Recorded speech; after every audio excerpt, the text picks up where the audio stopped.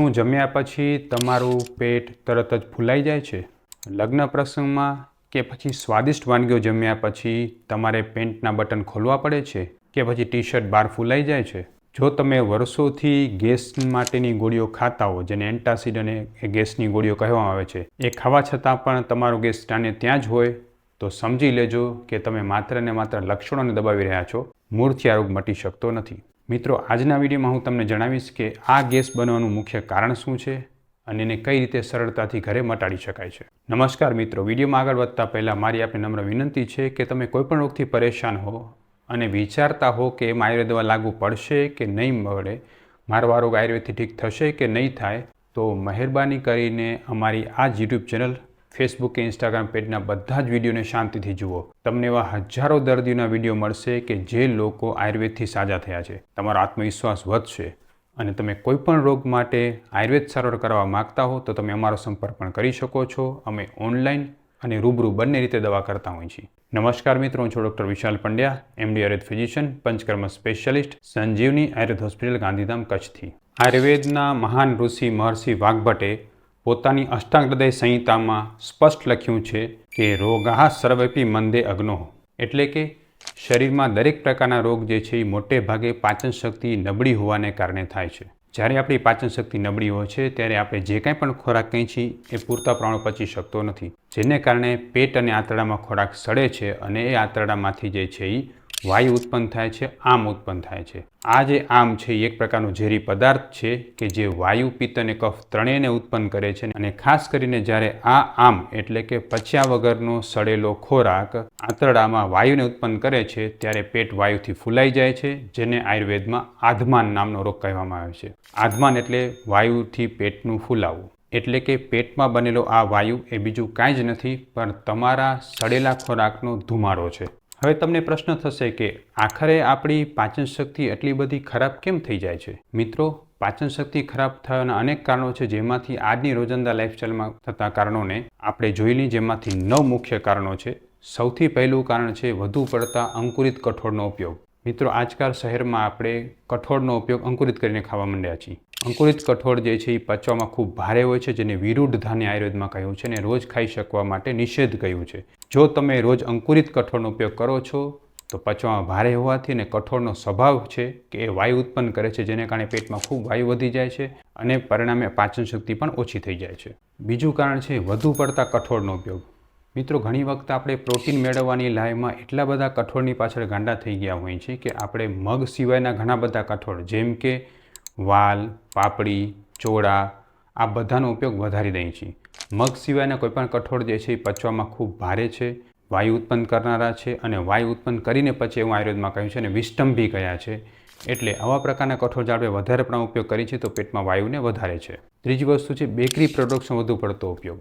આજકાલ આપણે એવું વિચારતા હોઈએ છીએ કે સવારના ભાગમાં ચા સાથે બિસ્કિટ ખાઈ લેશું, થોડા ટોસ્ટ લઈ લેશું કે હસ્ક લેશું કે પછી જે છે ચા સાથે બ્રેડ લઈ લેશું, બ્રેડ બટર લઈ લેશું. આ બધા જ પ્રકારની bakery products baking soda, chemical, flavour, palm oil કે ડાલડાની સાથે બનતી હોય છે. આ બધી બેકરી પ્રોડક્ટ્સને વધુ પડતું સેવન અને રોજ સેવન કરવાથી પેટમાં ખૂબ વાયુ ઉત્પન્ન થાય છે. ચોથું છે વાસી ખોરાક. મિત્રો, શું તમે જાણો છો કે તમે જ્યારે સવારનો ખોરાક બપોરે અથવા તો બપોરનો ખોરાક રાત્રે લો છો ત્યારે ખોરાકમાં શું ફેરફાર થઈ જાય છે? બહુ સરળ વસ્તુ છે. કોઈપણ ખોરાકને 3 થી 4 કલાકથી વધુ સમય જવા માંડે એટલે ધીરે ધીરે ખોરાકમાં આથો આવવાની શરૂઆત થઈ જાય છે. આ પ્રકારનો આથો આવેલો ખોરાક ધીરે ધીરે જે છે એ પેટમાં વાયુ ઉત્પન્ન કરે છે અને પચવામાં ભારે થઈ જાય છે. એટલે જ તો આપણે આથાવાળી વસ્તુઓ જે છે એ ભારી કહી છે. જે પણ લોકો રાતની વધેલી રોટલી સવારે અથવા તો સવારની બનેલી રસોઈ રાત્રે જમતા હોય છે, એ બધા જને આ પ્રકારનો વાયુ થવાની શક્યતા ખૂબ જ વધી જાય છે. એના પછી છે દૂધ સાથે વિરુદ્ધ આહારનું સેવન કરવું. મિત્રો, આપણે બધા જ જે છે એવું માનીએ છીએ કે દૂધ સંપૂર્ણ આહાર છે, ખૂબ પૌષ્ટિક છે અને લેવો જ જોઈએ. વાત સાચી છે, પણ જે લોકો પણ દૂધ લેવા માગતા હોય એ લોકો માટે ખાસ શરત એ છે કે એમની પાચન શક્તિ ખૂબ જ સારી હોવી જોઈએ, શ્રમ કરતા હોવા જોઈએ અને સાથે સાથે દૂધ સાથે કોઈ પણ વિરુદ્ધ આહારવાળી વસ્તુ ન લેવી, જેમ કે દૂધ સાથે નિમક, દૂધ સાથે ખટાશ, દૂધ સાથે ખીચડી, દૂધ સાથે ફ્રૂટ્સ અને દૂધ સાથે જે છે તાજા ધાન કે શાકભાજી. આ બધી જ વસ્તુ જો આપણે લઈએ છીએ તો દૂધ સાથે વિરુદ્ધ આહાર હોવાને કારણે દૂધને પચવામાં ભારી તો બનાવે જ છે, પણ સાથે સાથે ત્રિદોષ પ્રકોપ એટલે કે વાયુ, પિત્ત, કફને શરીરમાં વધારે છે અને પાચનને ખૂબ મંદ પાડે છે. એટલે વિરુદ્ધાહાર ન લેવું જોઈએ અને ખાસ કરીને દૂધની સાથે કોઈ પણ પ્રકારની પ્રોડક્ટ્સ જે વિરુદ્ધ થતી હોય એ ન લેવી જોઈએ. દૂધ તમારે લેવું હોય તો માત્ર એકલું લેવું જોઈએ અને પોતાની પાચન શક્તિ અનુસાર લેવું જોઈએ. હવે સૌથી અગત્યની વાત છે ચા અને વ્યસનો. મિત્રો, ચા કોફી જેવા વ્યસન જે છે એ ઘણા લોકો ખૂબ ફ્રિકવન્ટલી લેતા હોય છે અથવા તો રોજ ચોક્કસ માત્રાથી વધારે પ્રમાણમાં લેવામાં આવે તો આ બધા વ્યસનો જે છે એ પેટમાં વાયુને ઉત્પન્ન કરે છે. બીજું જે છે એ છે માવા, મસાલા, તમાકુ. આ બધી જ વસ્તુ જે છે એ અતિશય પ્રમાણમાં વાયુકારક અને પિત્તકારક છે.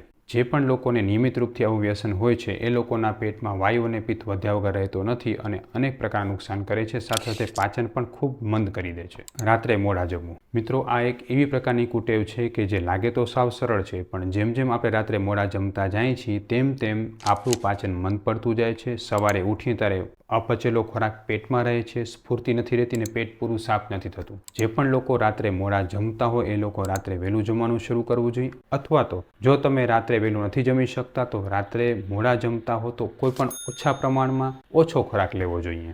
લાસ્ટ બટ નોટ લીસ્ટ એટલે કે ચિંતા, સ્ટ્રેસ.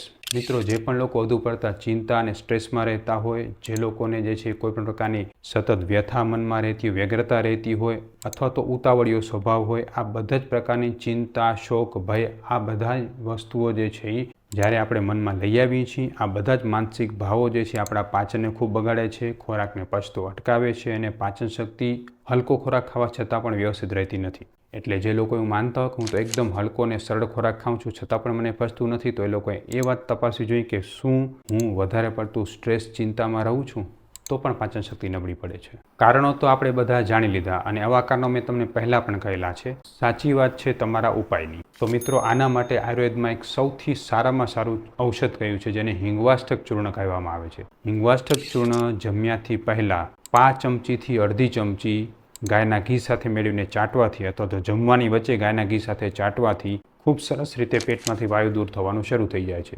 હિંગવાષ્ટક ચૂર્ણ કોઈ પણ સારી ફાર્મસીનું મળે છે અને ખાસ યાદ રાખવાની જરૂર છે કે જો તમારી પિત્તની પ્રકૃતિ હોય તેને ઓછી માત્રામાં લેજો અથવા તો એની જગ્યાએ તમે જીરું, ધાણા, વરિયાળીનો પાવડર પણ લઈ શકો છો. હિંગવાષ્ટક ચૂર્ણ લેવાની એક ખાસ રીત છે. જો એ રીતે તમે હિંગવાષ્ટક ચૂર્ણ લેશો તો એ મોટે ભાગે ગરમ પડતું નથી. 5 ચમચી અથવા તો 1 ચણાભાર જેટલું હિંગવાષ્ટક ચૂર્ણ લો.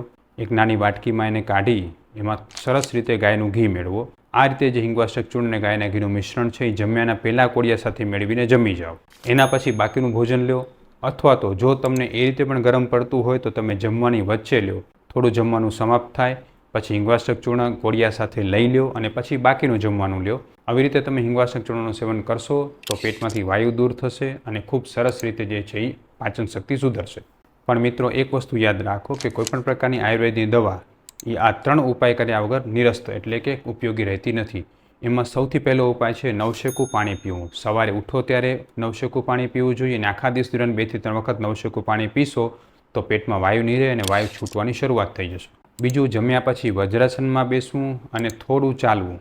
મોટે ભાગે જે છે જમ્યા પછી 100 ડગલા ચાલીને વજ્રાસનમાં બેસવું જોઈએ. આ રીતે તમે જો જમ્યા પછી ફોલો કરશો તો ખૂબ સરસ રીતે વાયુ જે છે બનવાની પ્રક્રિયાને અટકાવી શકાશે. ત્રીજું છે પેટ ઉપર માલિશ અને શેક. હંમેશા તલના તેલને ગરમ કરીને પેટ ઉપર હલકા હાથે માલિશ કરો અને પેટ ઉપર કોઈ પણ પ્રકારે શેક કરો. આ પ્રકારનો શેક કરવાથી, માલિશ કરવાથી વાયુનું અનુલોમન થશે, વાયુ છૂટવાની શરૂઆત થઈ જશે. આ 3 વસ્તુ હિંગવાષ્ટક ચૂર્ણની સાથે કરવાથી ખૂબ સરસ ફાયદો થશે. મિત્રો, જો તમે આ વસ્તુને ફોલો કરશો તો મોંઘામાં મોંઘી દવાઓની જગ્યાએ તમને ખૂબ સરળતાથી સામાન્ય દવાઓથી ખૂબ સારો ફાયદો થશે અને ગેસની સમસ્યાનો કાયમી ઉપાય તમને મળી જશે. મારો આ વિડીયો વધુ લોકો સુધી શેર કરો જેથી લોકોને ખબર પડે કે ગેસને કઈ રીતે દૂર કરી શકાય. તમારા સ્વાસ્થ્યની જવાબદારી મારા પર. સ્વસ્થ રહો, મસ્ત રહો.